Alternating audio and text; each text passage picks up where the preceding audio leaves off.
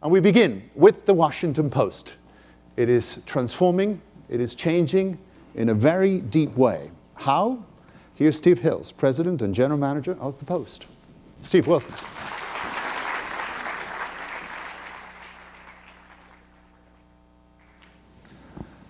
Thank you. Good morning, everybody. Well, now I have our host, Juan, insisting that you challenge me and ask tough questions. He didn't do that yesterday, did he? I think it's, that was just for me. So I'm going to talk about the Washington Post. This is what was said by Jimmy Fallon, a comedian here. The CEO of Amazon walked in and bought the Post for $250 million. He just said, add to cart. Now, this is not actually true. He actually bought this in a private sale, but it has been transformational. And I think that, so to Juan's point, when I sort of look at the list of things that you are talking about today, the Washington Post is indicative of every one of those things. So we're going to talk about, I think, hopefully it'll be useful to talk about the principles and how we're approaching it.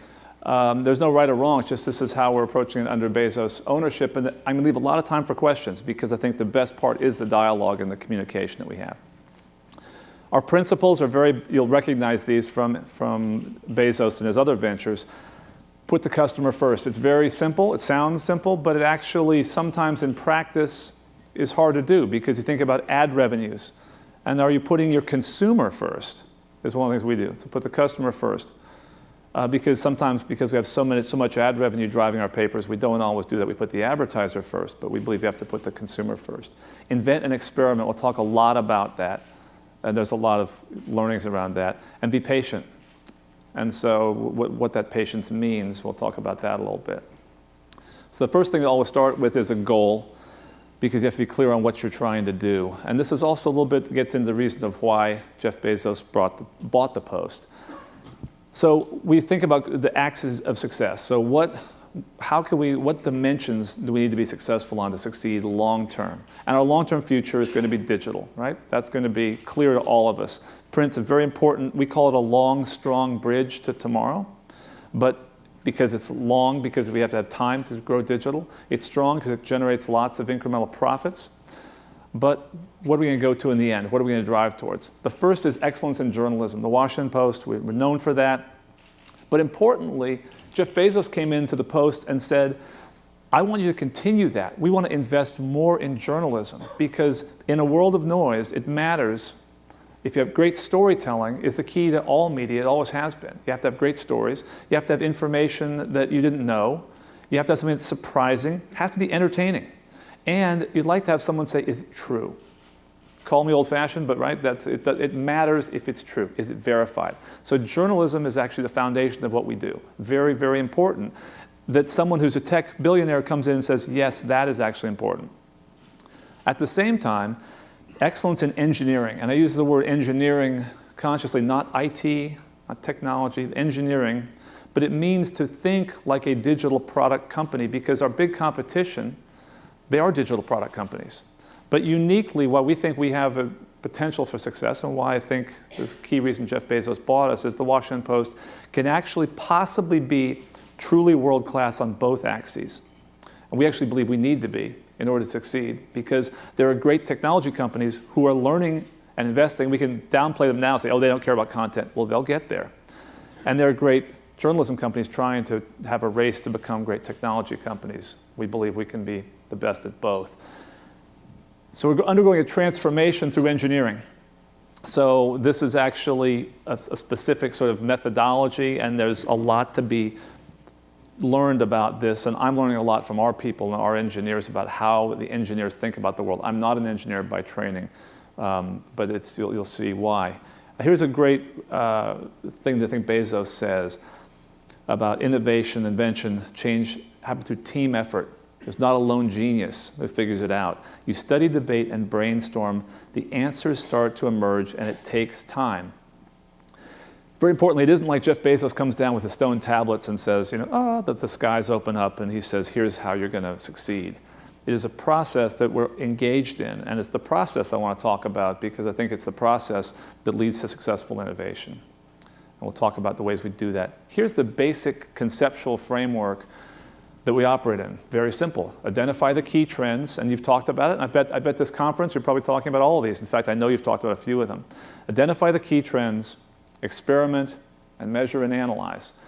So there's a misconception a little bit about someone like Jeff Bezos. This guy's so long-term, he doesn't care, hey, take 100 years to make money. Well, no, it's really, let's be patient, let's take a long term, but let's be very detailed and rigorous about how we go through this process and how we do very real-time experimentation quickly to learn and develop and get new ideas. So we'll first talk about the key trends.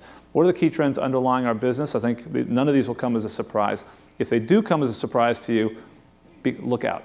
So mobile and digital, you see what's happening to the different types of advertising. You see in 2018 the kind of growth that's going to happen in mobile and digital.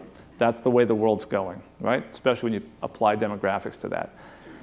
Video, huge untapped opportunity.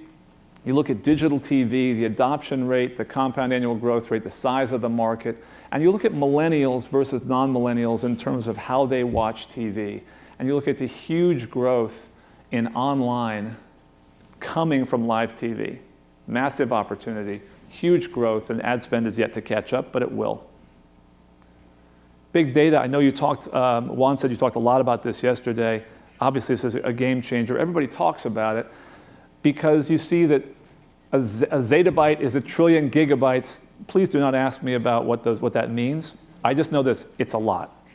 There's a lot of information. The capacity for information, everyone talks about this, is growing exponentially, and this opens up new opportunities. What are the kinds of opportunities?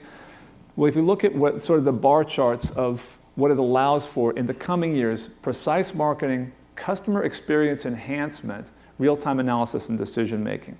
We're going to talk, and I'm going to talk a little bit about that customer experience enhancement, because there are lots of ways in which we think that offers us big potential for readers and for advertisers. Another trend, design, bigger and smaller screens. So there was a group of people, and I was among them, when as Yogi Berra once said, it's hard to make predictions, especially about the future. I thought, oh, responsive design. We design it once and we're done, right? Did anybody else think about that was going to solve the problem? No, good, you didn't. So responsive design, we thought, do it once, it's for everything. Well, we are designing responsively. We are designing so that you can use across screens, but clearly you need a different design for a watch than you do for a giant screen. So we have to think about all the different things and different ways consumers are going to get their content and design appropriately for each of those. And those are the big things, the big sort of trends, the macro trends we think that are driving our business. Then within these trends, you have to develop ideas and say, what are your basic concepts of how you're going to win in that space, and then do lots of experiments. So a key part of our experiment is to embed technologists. So this is about getting to speed of execution in the digital world.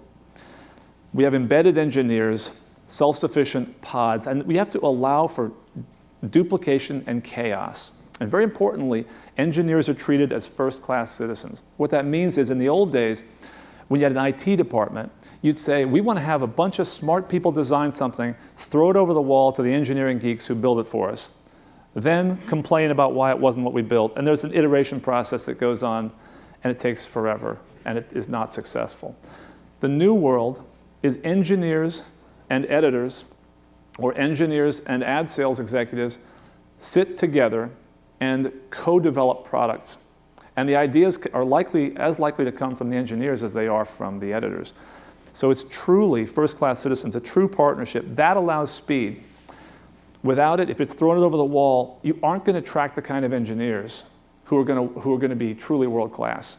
They are not to have someone throw it over the wall and say, hand it back, and then complain about it later. It's a lot of innovation. The innovation sometimes is in the design itself. Very, very important. DevOps, so empower engineers with little or no central service. Each development group owns end-to-end. There's a lot of potentially repetitive activities, because what a lot of people want to say is, I want one platform, I want unified, I want centralized. Well, that gains efficiency, but it's like any centralization versus decentralization argument. Efficiency sounds good, but what you end up with is you're so slow to market that any gains you have in efficiency are actually trumped by the losses you have in effectiveness and competing in the marketplace. Build versus buy, I know Juan talked about this yesterday, very much an appetite to build, leveraging open source, partnering with startups. You've got to go with people who are fast, and you've got to take control of strategic technology if it's truly strategic to you. That's our appetite and our view on this. We want to measure and analyze. So there are two concepts of measurement. The first is the lag measure. It tells you if you've achieved your goals. Now, I'm going to talk at the end about our lag measures and how we've done, because that's the key. But the lead measure tells you if you're likely to achieve your goal. So looking at using sort of a soccer metaphor or some sport for the international audience, if you just look and say, well, I'm going to coach people by saying what's the score at the end of the game, you probably won't be a very effective coach. You have to decide, what is it? Is it control of the ball? Is it how many times you're moving the ball up the field? Are you being defensive? Are you covering your man? You have to figure out what are those lead measures that tell you, are you going to have success? That's what we're doing. Here are examples of the kinds of lead measures. We have lots of measures. We're very, very metrics focused. Again, it's not this soft, fuzzy, long-term, let's just hope everything works out. Very, very clear that we have a focus on things like content quality. Would you read this? We test this all the time. Technology and quality performance across hundreds of dimensions. Of course, some are prioritized, some are more important, but we're measuring everything. If a problem happens, we know what happened and why. Customer complaints, lots of things that we're looking at on a real-time basis, because that's kind of the approach we have to take. So how are we putting this into action? We have one basic experiment, and experiments have come from a lot of different iterations of what we believe will work. Our big idea is for the Post is a national edition, optimized for mobile, think about the big trends we're talking about, and for interestingness. Because sometimes there are stories, it's not just important stories, but we want to make them really interesting with a simple user interface designed for stunning storytelling. And it's less work for the user to consume. So Jeff Bezos had an idea that reducing the cognitive overhead is something we want to do. And he uses the phrase cognitive overhead. And what his point has been that if you look at the newspaper, newspapers have evolved over hundreds of years. And there's been a lot of really intelligent thinking about the way that design has happened, the way that typeface is used, the way that pictures are used. And the web, we threw out a lot of things that were developed over hundreds of years. A lot of the beauty of newspapers was thrown out. So how do you reinvent the digital experience to make it fun, interesting, visual, and take advantage of the web? So this is what we'll see on a Kindle Fire tablet. You'll soon see it on all tablets and all devices. This is on mobile as well. But you can see it's very designed, and it's very much like a newspaper in a lot of ways. You can pinch it, and what it means if you have to, when you use a device, you pinch it together, and then you can scroll across screens and scroll multiple screens at the same time to be able to really browse in a different way. Because one of the problems we found in the newspaper is great for browsing. Digital devices tend to not be so great for browsing. We've tried to bring back the browsing experience. Then a read view, you can able to look at something that's full screen and beautiful, and potentially also think about the opportunity for native ads and for video and things like that. But it really gives a chance to really use the best of the devices. It gives us a chance to design in very interesting ways. If you look at these pages, they're very designed because the young consumer in particular wants something big and beautiful and bold, and they don't just want, it's not about journalism, the content. So yeah, the journalism content is very important, but it has to be packaged in such a way that it's really interesting, vibrant, beautiful, and that's how we're spending our time. So that's, from a digital product point of view, one of our big bets that we've made. And it's been a bet that we've made through iteration, and we've seen increasingly people really enjoy this. It's really very useful. A lot of great metrics, so we're building it out. So the next issue is, how do you create discovery? Anytime you create a new product that's big and beautiful, you're proud of, you have to get people to see it. That's the next important step. So what do? First is a Kindle Fire partnership. So the Amazon Kindle Fires, there are millions of these devices out there attached to the web. We have a partnership where we have our content on it for free. And yes, it helped because we knew someone at Amazon. However, it's good for Amazon. Jeff Bezos is the CEO of Amazon. He has a duty to the shareholders. The people at the Amazon team, at the Kindle team, were very excited about this. And we're doing this with other partners as well, as I'll show. They're excited because it gave them something to say to their customers, hey, we get this for free. A benefit of buying this product is you get to have the Washington Post for free. We have an icon that changes every day, depending on the news. And so we'll have, if it's Mitt Romney or if it's Jennifer Lawrence, we'll have something that tracks people, and they'll click on this, and it comes to the front of their icon. After 6 months, the user is asked the question, do you want to keep reading? Then they have to pay. They pay $1 for 6 months, agreeing to pay up full price at the end. That brings up something I know that Juan also mentioned, you talked about, paid content. We are believers in paid content. We are a paid content model. Pay was essential, consumer pay was essential to making our business model work for 140 years in the print newspaper business. There's no reason we think that shouldn't be true going forward. And the question is, I'll give you a Bezosism also. People sometimes say, well, do you want a big audience or do you want a paid audience? One of his questions always is, why do you have to choose? We don't have to choose. We have a big paid audience getting bigger every day, and we have a big overall audience getting bigger every day. You can do both. So the example is, people can still read a little bit if they want this going forward. They don't have to pay. They can still read some, get some top news. But if they really want to read in depth, and if they've really become habituated, which we hope they will, then they'll pay us.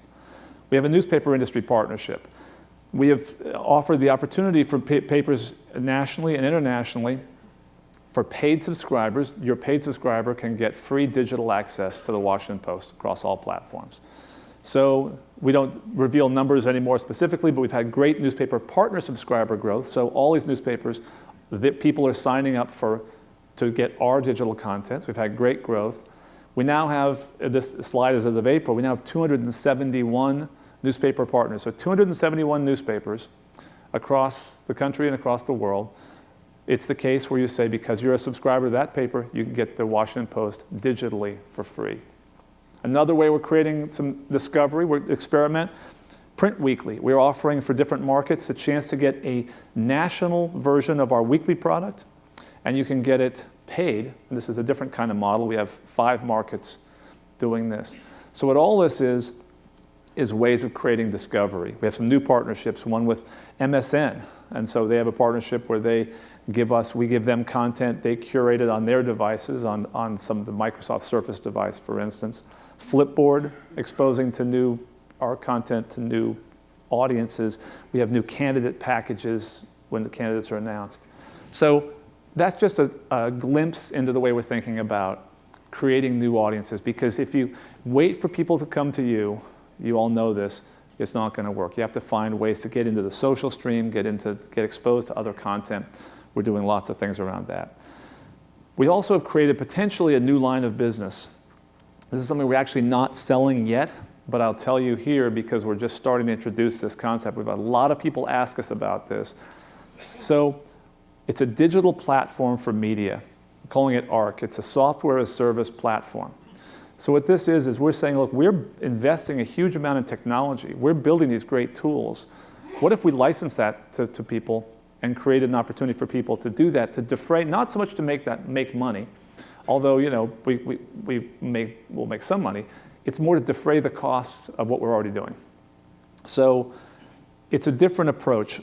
For content management systems, what we found was that there tend to be one monolithic CMS, one big content management system that you pay through the nose for. That's been the sort of model over time.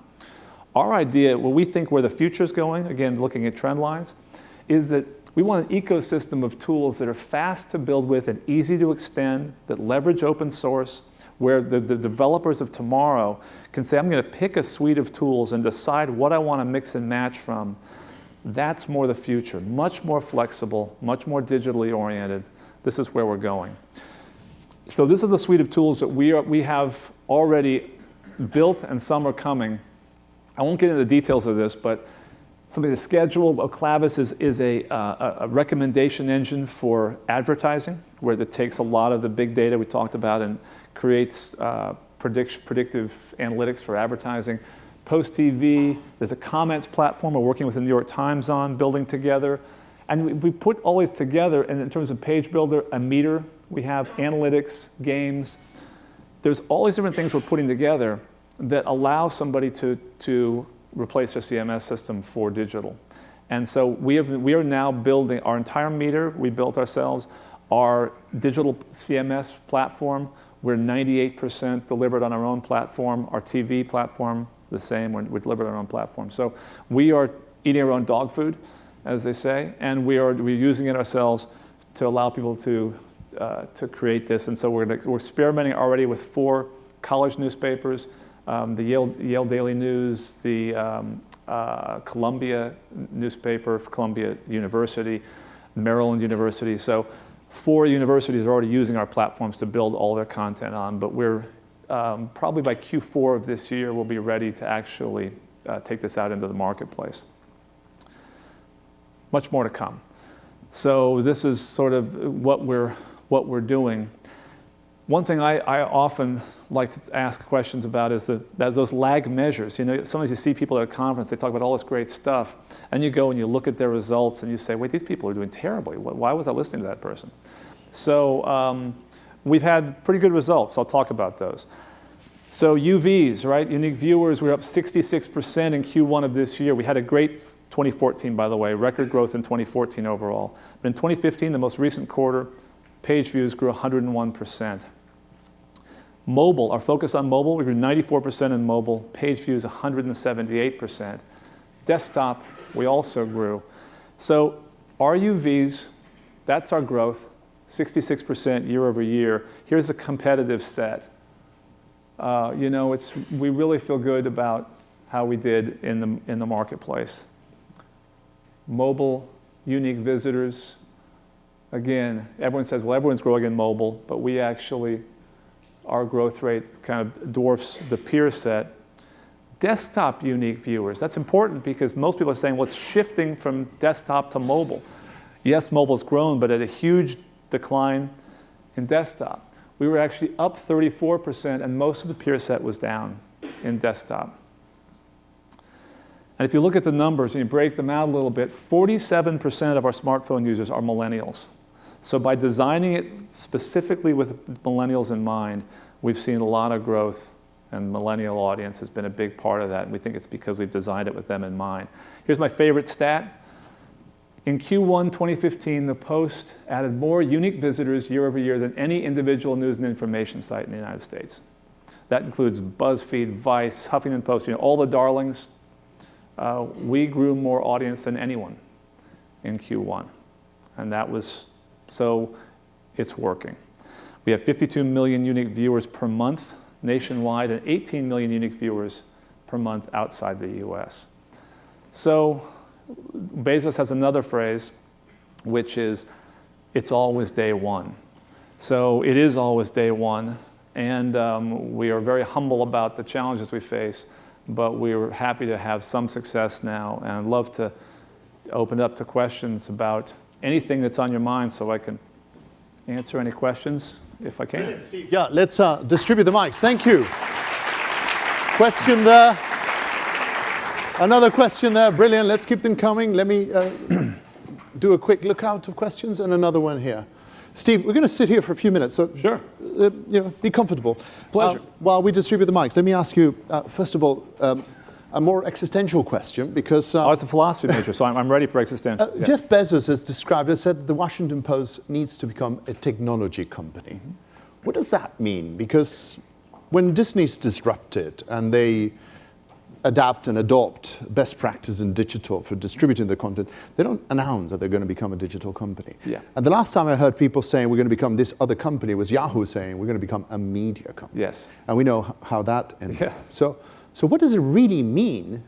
And I've heard in a lot of meetings with lots of clients, they say, well, we must become a technology company. It's like, yeah, but what does that actually mean? So I see how you're introducing digital DNA into the company. So it's not just digital Botox, but it's actual, digital DNA that will be part of the machine in the future. But what does it mean when he says we have to become a technology company? Yeah, I think it means that it is the both axes. It is being a great journalistic company and a great technology company. But the thing is, we don't need to be exhorted to be a great journalism company. He says that, I think, because we already are a great journalism company, but we have to appreciate the value of technology in a way that needs to be called out. And that gets the question of somebody's opposed to it, because the editors, if you say we're great journalism, then all the editors may think those are just the engineers.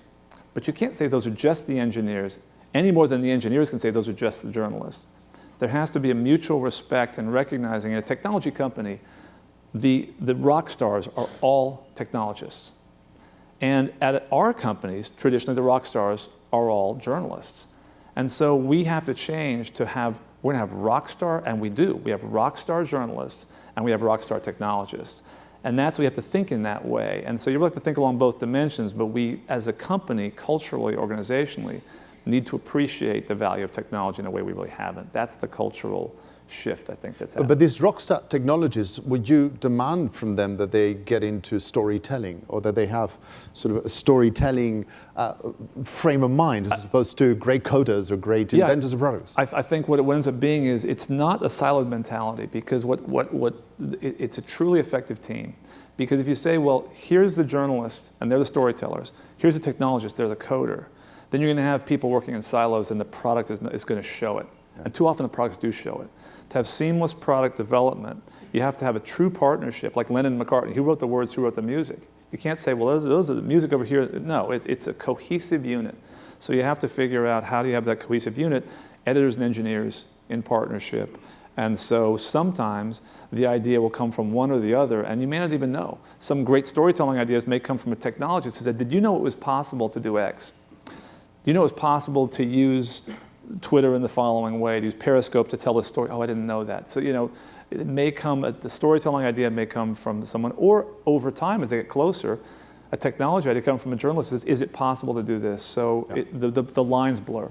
It's interesting because, you know, we've talked, and I've talked here at INMA events in the last 9 years about one developer for every 5 journalists, but we also introduced a concept of the new holy trinity of journalism, to which, to your duality, we asked a third person, which is a designer. Very much so. So designer, developer, and journalist working together, that's the magic you need. We agree, yeah. And you show it. I mean, you're really, for you, design is content. Absolutely. Because think about how Apple revolutionized consumer products. Design is absolutely primary, and design was primary in the print, you know, building print newspapers. Design actually was primary for a number of years. It really helped us all, but it became so accepted because a dominant design developed. But then you didn't need design anymore because a great design developed. We're still in the infancy of developing consumer digital design electronically. Still, I pick up you using a lot of skeuomorphism. I mean, you're still sort of replicating the old way. Yes. Why is that? I think you mean with saying with the layouts, you're still doing the headlines, and because I think that those are not artifacts that people said that this was created because we were print people. Those are things. There are certain aspects of these things that were created because consumers wanted them over time. Yeah. So it's the way the human mind is engineered has created those, and so it isn't sort of replication. It's sort of saying, why did we throw out things that really worked for consumers just because we were going digital? Yeah. Okay, please, questions. Go. At the back.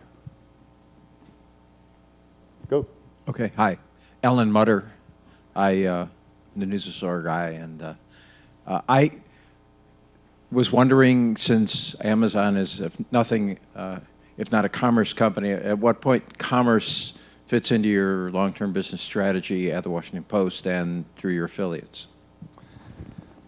Yeah, so I think that commerce, there are aspects of commerce, of course, we've always facilitated, you know, whether it's classified or retail.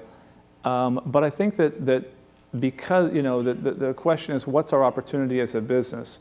And we actually, I'd say, we're looking at more commerce opportunities before Bezos took us than we are now. Really fundamentally, we think our opportunity is to focus on being primarily a consumer products company that we sell, and we end up selling to digital consumers who pay us, and then advertising secondarily. Advertisers will pay us. And with the potential of then this technology becoming a software as a service company. But in terms of really becoming electronic commerce, not really. It is Amazon's business, but remember, you know, Jeff Bezos bought us as Jeff Bezos. And really the question is, what's our business opportunity? And we don't see it as much in commerce as even as we did before, I think, Bezos bought us. Is there a distinct advantage, having been bought by a billionaire, that you can afford to spend all this time, you know, reforming and transforming the company so? Well, as Mark Twain said, I've been rich and I've been poor, and rich is better. So tell us about it. So you know, it's good to be owned by a billionaire, but you don't get to be a billionaire by giving money away. So you know, it is not true that he says, oh, here's a bunch of money, do what you want.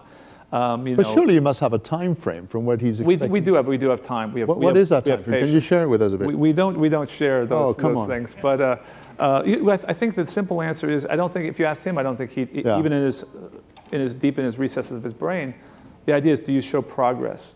And if you show progress, then you can say, now I see progress, and that's all I need to see. And this kind of progress is very question here, question there, another question there. Go. Yeah, hi, Sean Aylmer from Fairfax Media. Thank you very much. We, in the old legacy publishing industry, feel a lot better about ourselves right now. Yes. My question, you said you believe in paid content, yet your strategy at the moment is to grow a huge audience, and obviously by giving away digital subscriptions to WashPo, we all benefit, but at the same time you're growing audience and the numbers are like that. Yes. How do you eventually make money out of the audience? What's the strategy for making money out of those huge numbers? Yeah, so there's another, you know, you adopt these Bezosisms over time, and one of the great Bezosisms is, so first of all, if you look at where we are today, you said a year ago, you said, can we dramatically grow our paid audience, and can we dramatically grow our overall audience? The answer, we believe, was yes, and we have. We've dramatically grown our paid audience, and we've dramatically grown our free. So we have a funnel in the office. We have a funnel that's, you know, what's unique visitors, people twice a month, all the way down to paying customers, and we're growing all of them. So the idea is, how do you create separate and discrete tactics to grow each of those areas of the funnel? And that's what we're doing, and we can do that. But Bezos has a great line, which is, do you have to choose, is one, and we believe we don't have to choose. But the other thing he said is, if you end up with this massive audience of very highly engaged people, and some of them are very highly engaged for free, that's a high quality problem to have. So the other thought is that, if we end up having that problem, we'll find a way to do it, and we can ultimately, over time, decide the best way, but it really does give us options. But strategically, you've decided to go for freemium, not for meter model. That's right. We are a paid model that creates exposure. If you have a total walled garden, you're dead, because no one can get access. No one can discover your content. You can't be we can't be a wall. Maybe some people can be a walled garden. Very difficult to be a walled garden. We can't be a walled garden. And also, we can't be free and sustain ourselves. So therefore, we have to have some model of freemium. Right. Over there. Go ahead. Hi, my name is Wendy Green. I'm with the Journal News, a Gannett company. First, I just wanted to compliment you. Over the past year, the Washington Post's social posts, I can see how hard you're working on that. When I read on Facebook, for example, what you're writing before you click on the article is better than anything I could come up with as a tweeter and a Facebook share. Well, that's great. I'm very impressed by that, so congratulations. But it's easy for me to picture success. So I was wondering if you could switch gears a little and talk about your ad business and what challenges you're facing and how you're trying to overcome them. Sure. I think the challenges are, programmatic, right? We talked about that a little bit yesterday. So obviously, but I think that's not, to me, that's actually, people can view it as an isolated thing that's happened. It's just reflective. It's very predictable that would happen. There's massive inventory being created, and demand is not keeping up with supply, and so some of this stuff is just going to happen, and that's a problem with the ad business overall. I think the question then is, how are you creating unique enough content and unique enough experiences for advertisers to be able to compete in that space? And that's really what we're focused on doing, because programmatic you have to embrace, because you have to find, how do you win in programmatic? You can't wish it to go away any more than the internet, but that's certainly, that's happening. There is the pressure against CPMs. You just have to create enough different experiences and different innovations to constantly innovate, to stay one step ahead, and that's really what we're trying to do. But it's certainly, what that means is it's a lot more work. It costs you more money. Things like brand studios, the things you have to do in order to get the business, you have to spend more money to get the same amount of business. And what's the motive for mobile? So I think mobile is you're going to make less money in mobile on a per user basis, I think. I think a small screen is just going to do that. I think native is a key element of this. I think native, the beautiful thing about native is, when you create content, that users want, that's easy to get to, there's no church-state issue. You know, and I think mobile native has to be a key part of mobile. Got it. Question here. Yeah, Liam Phillips from Sydney Morning Herald in Australia. We've got a fairly large traditional newsroom, similar to how you guys go. I'm interested to know how you guys arrange the change management, moving a kind of traditional, print-focused body of reporters and editorial staff to more of a digital focus. Yeah. Change management, we could talk all day about change management. I think one thing is if you can be bought by a tech billionaire, that would be great. I'd recommend that. Because partly what happens is we did a lot of change and had a lot of success before we were purchased. And we actually did a lot of this early. We were one of the first people on the internet. So we have a history of trying to be early and be thoughtful about these things.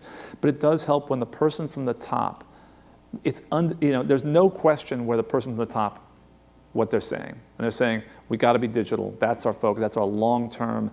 And the fact that he's Jeff Bezos, it creates a lot of weight. And so I think that leadership from the top is the most essential thing, because you can have programs, but unless the leadership from the top is crystal clear, and it's not saying that print is bad. Print is very valuable. Print is important. Print is the lifeblood of your organization today. But you need from the top leadership, because then everybody gets in line. I think that's the most essential thing. Everything else is secondary to that. 1, 2, and 3, go. Steve, this is DD from India. I couldn't hear whether you're already in Kindle or you're going to go to Kindle. We're on the Kindle. We're on the Kindle Fire right now. So, okay. so we actually have a product on the Kindle also, but the Kindle Fire, the web-enabled Kindle devices, we're on that now. Okay, if that's so, then out of 58 million page views you showed in US, how much came from Kindle?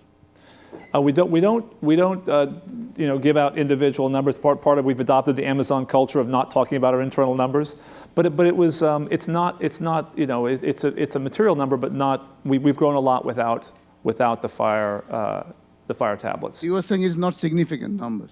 It's it's a problem with being in a room of journalists, Promising numbers. So I'd say it's not, it's certainly the vast majority of growth came from other devices. Right, question there. There's a line of thought at Amazon, right, that even their internal processes and technologies should be bought and sold. Wait, where's the question coming from? I just want to From that, oh, your yeah. Yes, thanks. Straight right. Sorry about that. No problem. There's a process at Amazon that I've heard about that a lot of their internal processes should be thought about, even if they remain internal, that at one point they should be capable of being sold and commercialized to commercial partners. Yeah. You talked a little bit about that. Is there a similar line of thought at WashPo now that even your internal CMSs and all the other systems you're working on should have the capability to be commercialized at some point? Yeah, absolutely. What it really forces is, it forces you to say, do you have best in breed? Everyone wants to say we have best in breed processes, we have best in breed technologies. But if you really think, could I someday sell this to somebody else? It creates another level. So we do think about that. We think that everything should have that quality level, that we should be able potentially to sell it to an external customer if it's an important process. Question here, please. If we could move the mic next here. Okay, hello. I'm Ulla Appelsin, editor-in-chief in Ilta-Sanomat from Finland. You said something we all journalists believe in, that it matters that it's true. Well, let me challenge you on that one.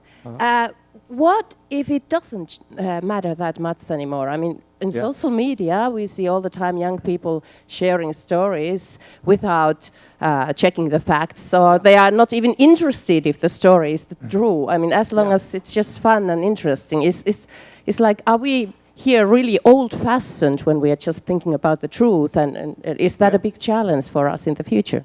Yeah, I think my own sense of that is, if people don't care if it's true, we're all in deep trouble. And in fact, the world is in deep trouble.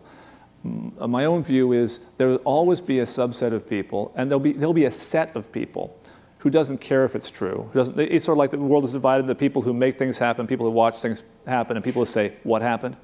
There's always going to be a group of people who doesn't care if it's true. But I think what our success and what other success, and what people have seen, is that for a substantial group of people and for a very influential group of people, including millennials, there's a big group of people who cares that it's true. And there are enough people who care that it's true that you can build an audience around that. And the mistake would be to say, well, if you can't beat them, join them. no one cares if it's true, so we're not going to care if it's true either, because then you give up your only competitive advantage. Our competitive advantages as news organizations is that we know what's true. We curate and care about what's true. We report things. And we have journalism, and that's an edge we have. But this came up yesterday a few times. I think it's a very interesting question. How do you get the balance right? Because obviously now you're swinging in the opposite direction, getting technologists in and doing a lot of this. But we heard people here saying, why not have, Mashable, it's the robots who are actually designing the homepage with the criteria of engagement, of virality, of social media sharing, and so on, which really does raise phenomenal questions about the future credibility of a lot of brands. If you need, so how do you get a balance at the Washington Post? I think a lot of stories are going to come in where it doesn't matter. And if someone comes in and says, hey, here's what happened to Kim Kardashian, you may not come to the Washington Post because it doesn't even matter if it's true. Because who cares if it's true? It's like, it doesn't matter. Yeah. But when stories matter, and when certain news organizations said that the Boston bomber was the wrong person, then people say, that matters. And they say, I'm not going to go to that news organization. So when people make mistakes when it matters, then people say, oh, it does matter. It's a little bit like at times Washington, in the United States, people say, it doesn't matter who's president. President doesn't do anything. President's a figurehead. Recent years, you learned, it actually kind of matters. So at times you swing back and forth. Ultimately, it matters enough. My name is Daniel Rios from Epoch Times Media. You shared briefly a little bit about a weekly print product. My question is in regards if you can share a little bit more with us about the audience. Is it the same audience as an extension of line for the daily print subscriber, or is another new audience? And in terms of the structure, it is something like, for example, the Guardian Weekly or something like that? Yeah, so what the weekly is basically an idea that we sell to people. We say, you pay us a fee, you can come and you can sell the print weekly to your customers and distribute it separately. So really it's a question of, does any individual publisher say, we think there's an audience for this market in our market, and that could be sold at some price that makes sense. So it really is a question about, it's a weekly print product. It's going to be much more for people who are habituated for print.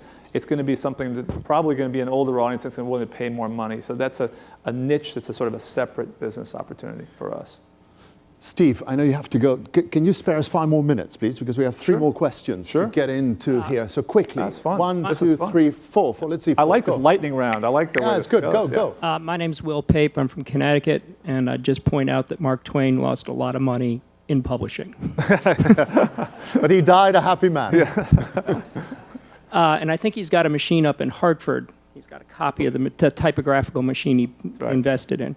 But my question is, when you were talking about lead membership measurements, and you're talking about the social stream, can you give us an idea where your referring sites are coming from and where your growth is in the last year?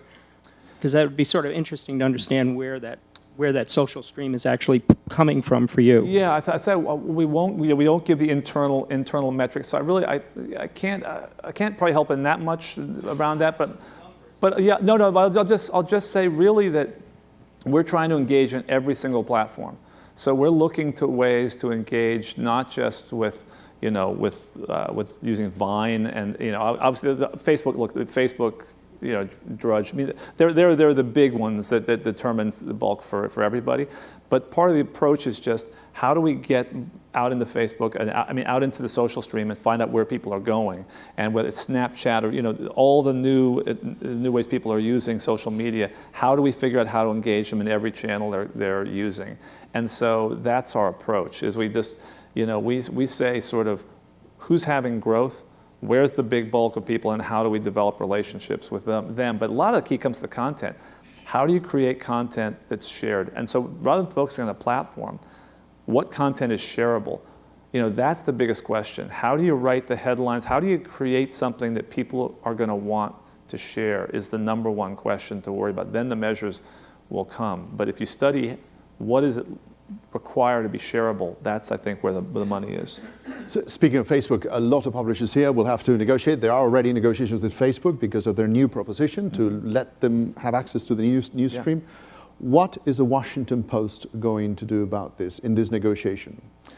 Well, once again, I'll have to give a dissatisfying answer. This will be my politician answer for the day, which is that. But I still need to ask. Yes, which is, Facebook's a very important partner, and we're going to, talk with them about that because they generate a lot of traffic, and so we'll, have those discussions with them.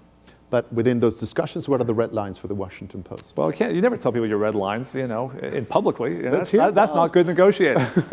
But no, that's the best way to negotiate. You set the parameters. Yeah, that's right. It. That's right. So no, those will be interesting discussions and a chance for mutual discovery and working with them to figure out how can we do things that let us both succeed. But just a quick reflection on their proposition. Does it sound bonkers to you? Of course not. No, it doesn't sound bonkers at all to me, from their perspective. I understand. From your perspective, no, of course from their perspective. I think it's like, Yeah, So no, I think an old girlfriend's mother used to say it's a man's right to try and a woman's right to deny. So I think that. Oh boy. I think that's just that in negotiation you can try whatever you think you can get. Right, interesting. You should be a politician after this. Yes. Right, go. Hello, Ruben Hall from Halifax, Canada. So you spoke about your success with millennials and growing that audience. Just wondering if you had any specific examples of how you changed content or presentation to get that, and whether you had the discussion of to change the Washington Post for millennials or spin up other products, to target specific niche markets as opposed to that. I think the number one thing you can do, very simple, to get millennials to reach you, have millennials do some of the work. So a lot of our successes come from these people who are millennials, who are creating content in ways, and the voice is different. And just it's the voice of the people, and it's sort of like the oldest school journalism of ever. Have people speak in the voice that they speak in, and people will want to listen because it's a very familiar voice. That's the key to millennial growth.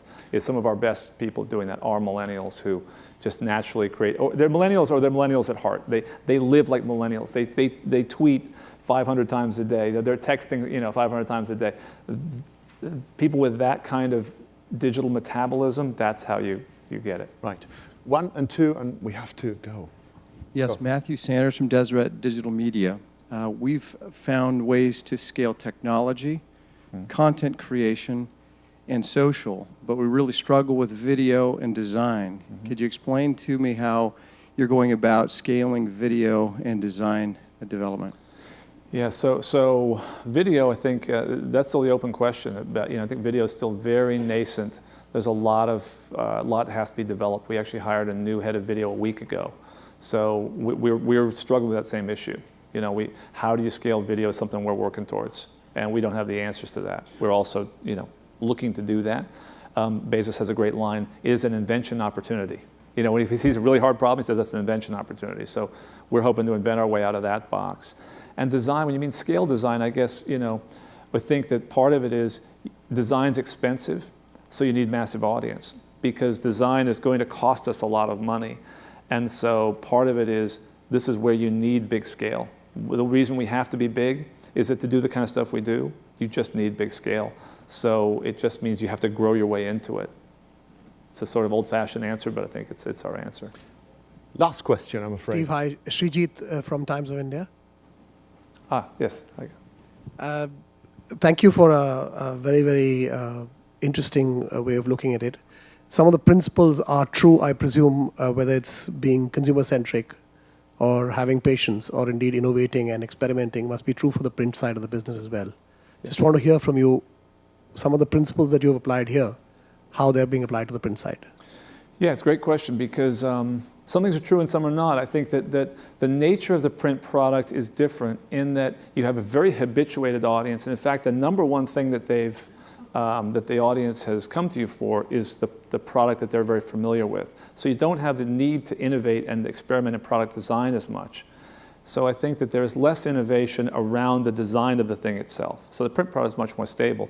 But where the same principles apply is figuring out new ways to make money from the print side and new ideas that you could potentially do to try to generate customer activity. So the same principles apply for the way that people approach the problems. How do you actually, sometimes how do you find an innovative way to become more cost effective in delivering the same thing? So innovation is applied in different ways. It isn't really applied to the product as much as it is to how do we deliver the product in more creative ways and how do we think about monetizing it in different ways. I think that's probably the big difference.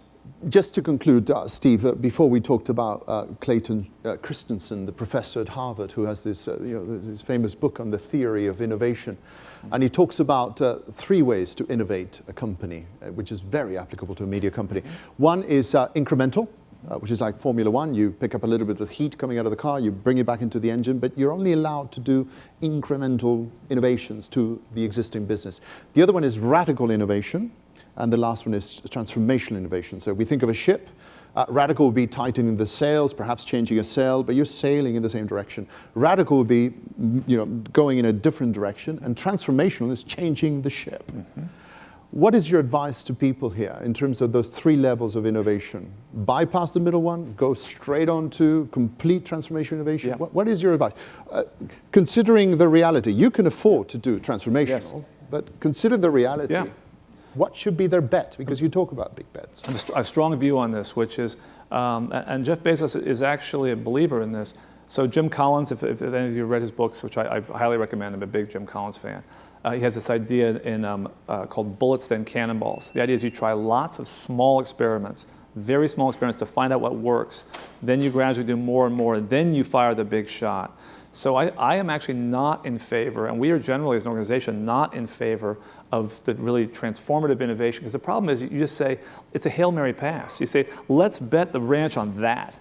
And what evidence do you have that that will work? What do you not know about that? A lot.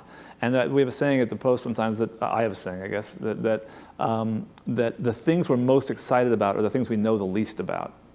And it's because you don't know the problems yet. So sometimes you think, hey, there's an opportunity. Let's just put all of our money on that, on the chips, on red over there. But the best way to do it is to say what's working and then build on that. And Bezos has this phrase, find out what's working, pour gasoline on it. It means in a good way. Like, let's find out what's working and just drive down that lane. So the idea is lots of small experiments, find what works, build on it. That's, I believe, the recipe. Steve Hills, we thank you. All right. Thank you, Juan. Thank you. Thank you.